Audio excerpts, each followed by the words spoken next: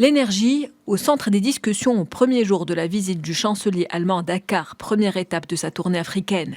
Le Sénégal se dit prêt à alimenter l'Europe en gaz naturel liquéfié à un moment où la guerre entre la Russie et l'Ukraine perturbe l'approvisionnement en Allemagne, grand consommateur du gaz russe.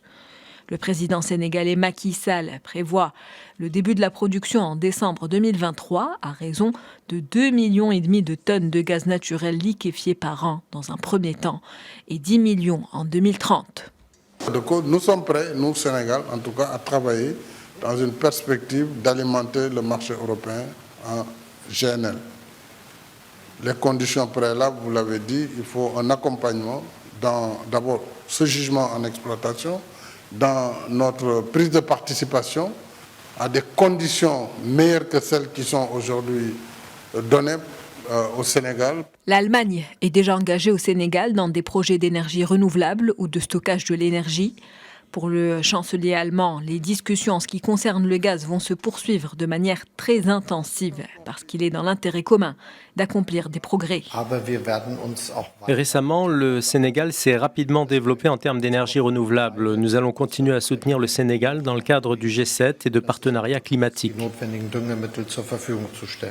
Macky Sall, qui est aujourd'hui le président en exercice de l'Union africaine, a profité de la visite d'Olaf Scholz pour rappeler l'attachement du continent à la paix en ces temps de guerre en Ukraine.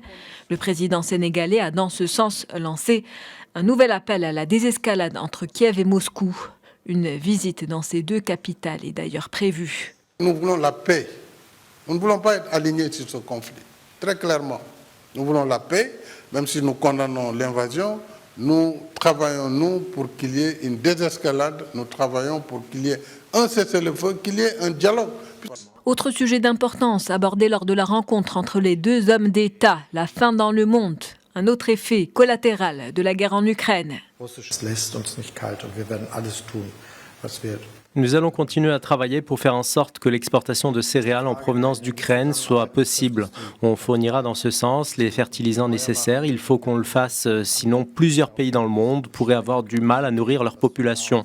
On ne peut pas être indifférent et on fera ce qu'on peut pour les aider.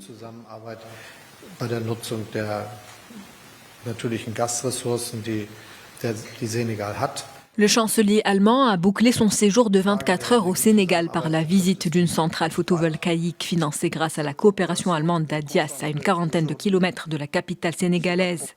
Olaf Scholz poursuit ce lundi sa tournée africaine au Niger. Il se rendra ensuite en Afrique du Sud avant de retourner en Allemagne mercredi.